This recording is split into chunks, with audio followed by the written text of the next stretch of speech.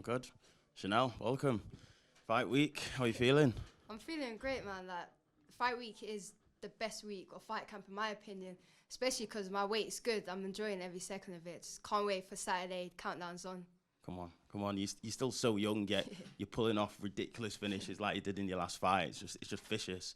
Do you attest that to the experience that you've had in your amateur career with the likes of obviously Sean O'Bannon and Ivana as well, to give you that experience and maybe make you more clinical? Yeah, definitely. I've had a long amateur career. Even speaking back to Muay Thai, I've had like 100 plus Muay Thai fights. So I've been fighting from when I was younger, and that shows in my fights, my professional MMA fights today, and even like my amateur MMA fights. I fought in my amateur MMA career. I wanted to fight the best fighters possible, and that's what I did. I didn't say no to anyone. For upper weight class, down the weight class, for IMF world champion in my second fight. Obviously, my two losses, 3 losses at amateur, and 2 of those losses are against Sean O'Bannon and Ivana, and they're legit fighters fighting in top promotions. So I didn't take an easy fight when I was amateur. So when I did turn pro, then I fought all those best fighters already. So I knew who I am as a fighter, and that's why I'm killing everyone today.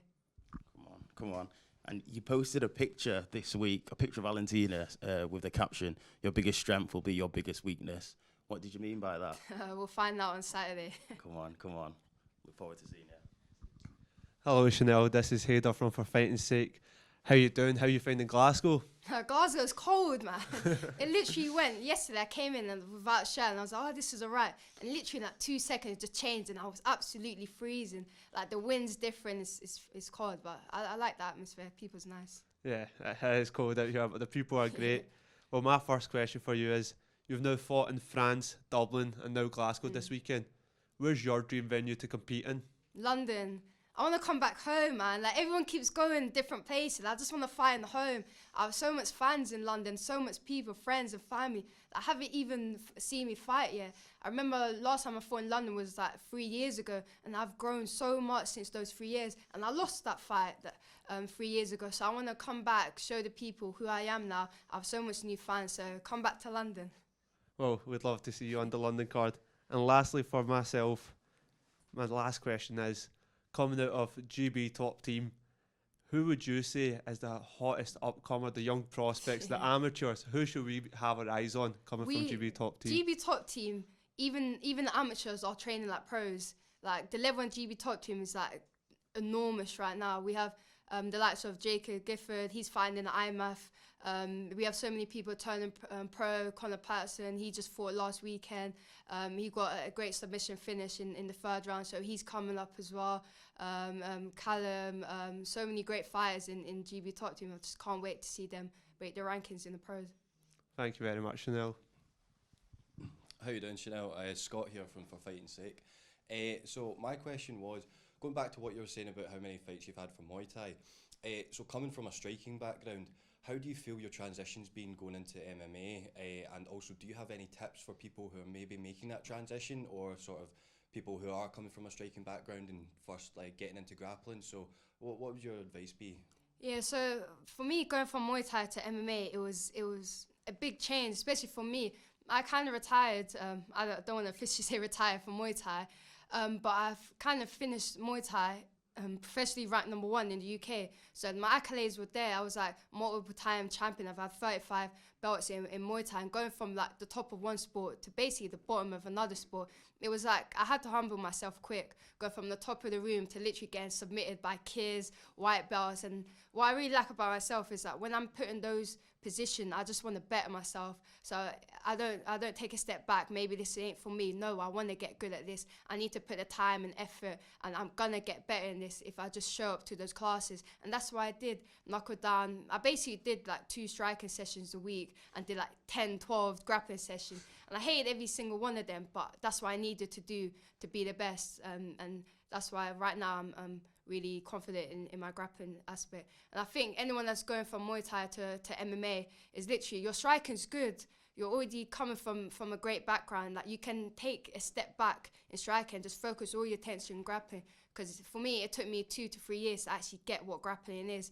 And it's really, really, and if you want to strike in the fights, you need to know how to grapple, just to have that in the back of your mind. So. No, thank you very much for that. That was a great answer. Thank you.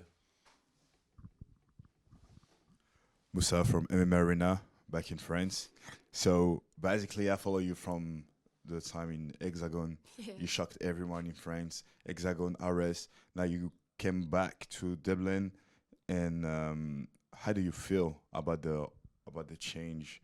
We don't have the same people back in France who really kind of chill. Over there is crazy about fight. How do you feel? About fighting in France. Yeah. French MMA, the fans there is amazing. I remember fighting in PFL Paris last year, and literally we got the crowd of the year, and that crowd was amazing. Cedric Doumbé, he walked out. It's probably like the best walkout I've ever witnessed live. Like the atmosphere was enormous, and probably like the best card fight show I've ever been in PFL Paris last time. The crowd was amazing. I still have a lot of fans in France, and I can't wait to go back in December. As you say, he was one of the best fighter in Muay Thai in England, and you transitioned to MMA. Why? First of all, why? I remember I transitioned to MMA when I was about 17, 18 years old.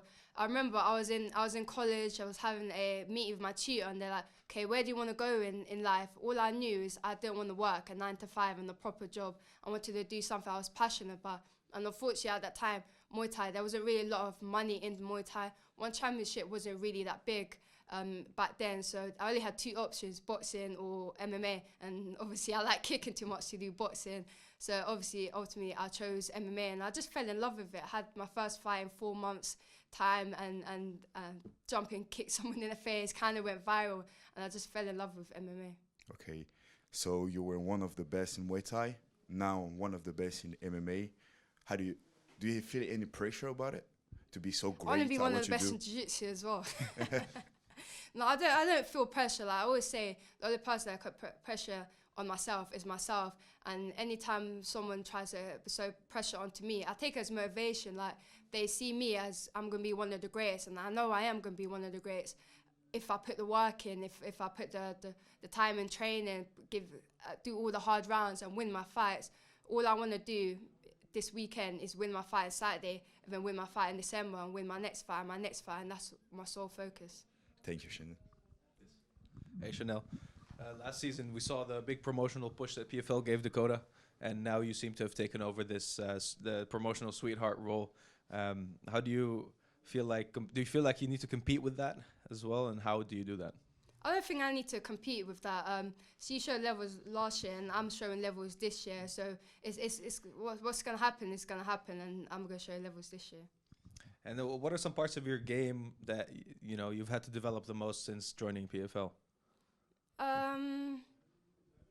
Probably like my all-round game joining PFL, because what I like about PFL as well, in the beginning I know who I'm fighting. They put out the roster, I know everyone's strengths, weaknesses, cause I can research people from the beginning, so I get to tailor my game around, my fight camps around people who I know I'm going to be fighting. So I'm improving in every aspect. I think my hands have gone better, obviously my kicks have gone better, my grappling's gone better, my wrestling's gone better as well, even though I don't get to show every aspect of my game, because I've only been on like first gear so far. Don't worry, every aspect of my game's improving. Yeah. And you're coming off that viral KO that just literally went all over the world, and like people like Ariel Helwanian and Jake Paul, and then everyone was like sharing it. So for someone that young to have a moment like that, like how do you make it not go to your head and like kind of stay humble? Because literally, I wouldn't be. I'd be both. I sent it to my little sister. My little sister thought I was famous. She's like, "What's going on?" All my little sister's friends think I'm famous. Like, my neighbor thinks I'm famous. It's mad. It's exciting. I'm happy that people people actually seeing how good I am as a fighter, and I got the highlight knockouts. People are actually knowing who Shanelle Dyer is, and they're going to tune in on Saturday and realize that it wasn't a fluke, and I can replicate those knockouts and those performances every single time I fight. So you do feel like you have to up yourself, so you're not like resting on the laurels, so to say. No, every fight I do, I try to make exciting, because I want to be an exciting fighter. And I would say if the crowd is having fun when I'm fighting, I'm having fun when I'm fighting. And I only do this because it's fun. I don't want to go in the fight and make it boring and just hold to win. Sometimes you have to do that, but I don't think it's a win if you're not actually punching someone in the face, because it's a fight at the end of the day, and that's what I want to do. I don't force a knockout, I don't force a fight to be exciting, but my style is exciting, so it's going to be regardless. And like in your wildest imagination, like what is your ideal, the perfect knockout, or like perfect finish maybe that you want? Flying backflip, triangles, some shit like that. Flying triangles. Yeah. All right, thank you. Thank you. Okay, we'll take questions virtually. Mike Pendleton, you want to go first? Shanelle, I know you were just asked about the Dakota Ditchova comparisons, but following your own career, has it kind of set in yet that you're, on the brink of making it to that next level at this stage in your career already? Yeah, definitely. Speak about to Dakota. She won the European season last year, and I'm going to win this year, and hopefully she's going to win the global scene this year, and I'm going to try to do the same thing next year. So I'm trying to obviously emulate what she's doing, because she killed it last year, and I'm going to kill it this year, and then we're both going to be double champs by the end of this. With that being said, I'm just wondering, you just talked about you hope she wins it here on the global stage. Is there anything that you've seen in her journey that you'd like to replicate for your own? I think she's 12 and 0, and she has like 11 knockouts. So I want to keep my knockout streak. I think I'm 5 and 0 now with 4 knockouts. So I want to keep that knockout streak as well. I think that's sick. Last question for me. You and I talked earlier this year, and you just kind of talked about your career path. What's life been like with the PFL for you? PFL's been amazing. I really feel as home in PFL. I remember I was saying to someone a few days ago the comparison from PFL Paris last year to PFL Newcastle this year. PFL Paris last year, I kind of felt I was kind of in the backseat. I'm a really observant person, so I was kind of observing everyone and how people were moving, how people reacting, because it was a big show for me from going from a small show to a big show. But I think from that PFL Newcastle, I'm really coming into my own as a fighter, and as a fighter from the PFL. I really feel at home in the PFL now. Thank you so much. Cool. We'll take a final question from Christian Thomas. Or maybe we won't. Oh, yeah. There we go. Sorry about that. I was just wondering, Shanelle, I saw your teammate Luke Trainer got an impressive win earlier in the month. How does that feel for you, and are we going to be seeing another impressive victory from yourself? Who was that, Luke? You were saying? Who did you say? Said your teammate Luke Trainer. Yeah, I was at Luke's fight at Bellator. Luke's, as his name says, he's literally a gent. He's probably one of the nicest people you'll ever see, but he's a monster in the gym, and he's a monster in the cage, and that's what he showed. He showed levels. I think he definitely should get the title shot next. His grappling is legit. His striking is legit. He came off an amazing win. Simeon Power as well. He had to dig deep, but he came away with the win. So I want to keep that winning streak going. Well, I can imagine that would be incredible. I can see so many fighters from GB Top Team doing such an amazing job in the professional ranks. And what is next for you if you put on a great performance on Saturday? Who would you like next? Is there anyone you have in mind? I think I'm fighting the Polish in the finals. 100% I am. In December 14th in Lyon, France, I'm going to be fighting for the 100k belt, and I'm going to win that belt no matter what. Amazing. I have the utmost confidence, and good luck for the fight on Saturday. Thank you. Thanks so much, Shanelle. Thank you.